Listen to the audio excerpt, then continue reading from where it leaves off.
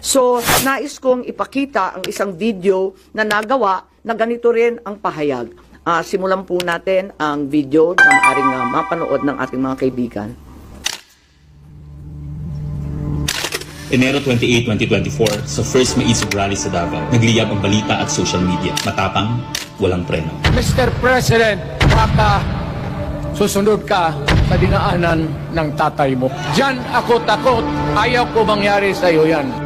Nagbato ng maaanghang na salita si dating Pangulong Rodrigo Duterte laban kay Pangulong Marcos tungkol sa di umano'y paggamit ng droga at ang kontrobersyal na People's Initiative.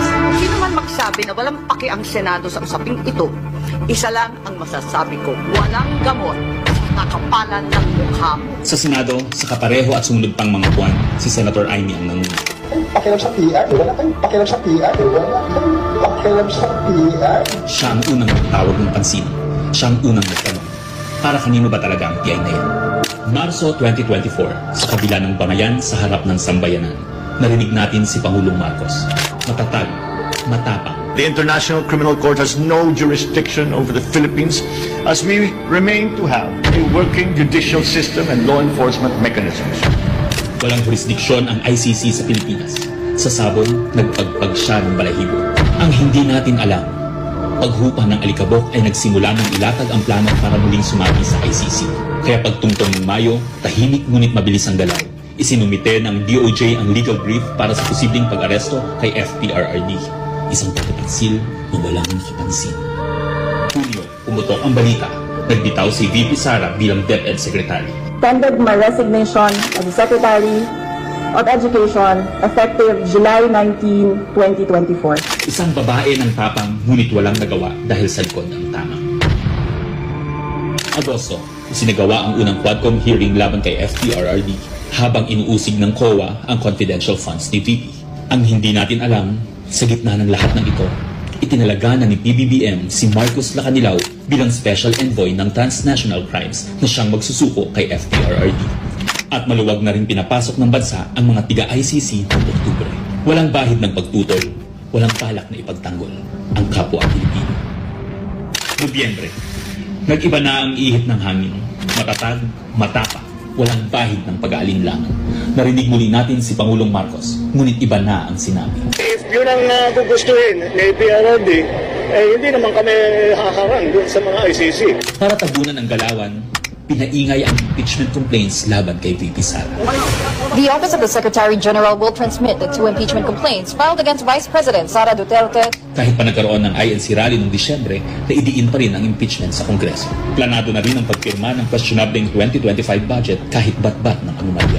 Enero 25, 2025, sinimulan na ang Oplan Tugis o Operation Pursuit, ang lihim na operasyon para hulihin si Duterte. Pagsampa ng Pebrero, nag-apply ng arrest warrant ang ICC prosecutor. Isang tahimik na pag-uusig habang tayo'y pinaiikot ng mga rally at press release.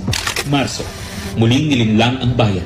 Humingi daw ng 60-day extension ang DOJ para sa EJK report noong Marso 6. Pero ang totoo, nakabinbin na ang arrest warrant mula sa ICC chamber Marso 7 hanggang 10.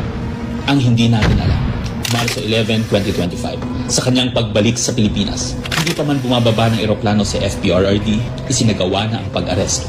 Maingay ang paligid, magulo, pero ang dating Pangulo ay nanatiling kalmado. Isinakay siya papuntang The Hague, alas 11 ng gabi.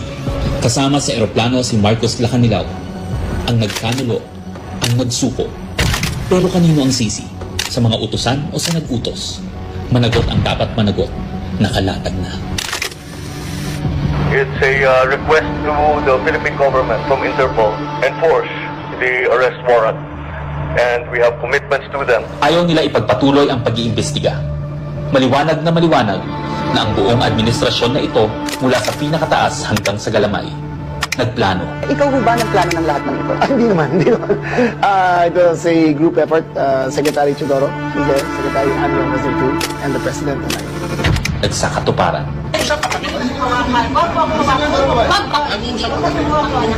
Kayo mga Wag mo kayo nanay ko! Nagkagulo.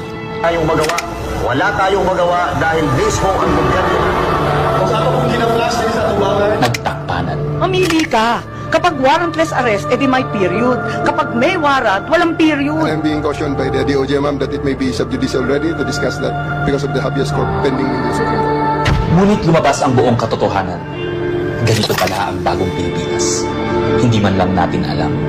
Tahimik ang pagtataksil. There was no red notice and what was issued was merely a diffusion. Tahimik ang pagwasak. Paliwanag mong maigi, representative ka ba ng Pilipinas o representative ng Interpol? Pipili ka lang. Represent ko po ang Interpol NCB Manila. So mali itong papel na to. Harapan ang pagtalikod.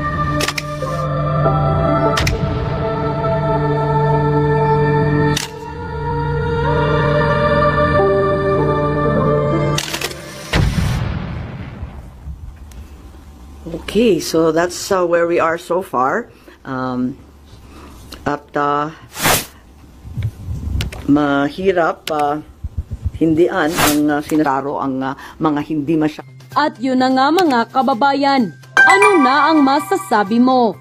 Maraming salamat po.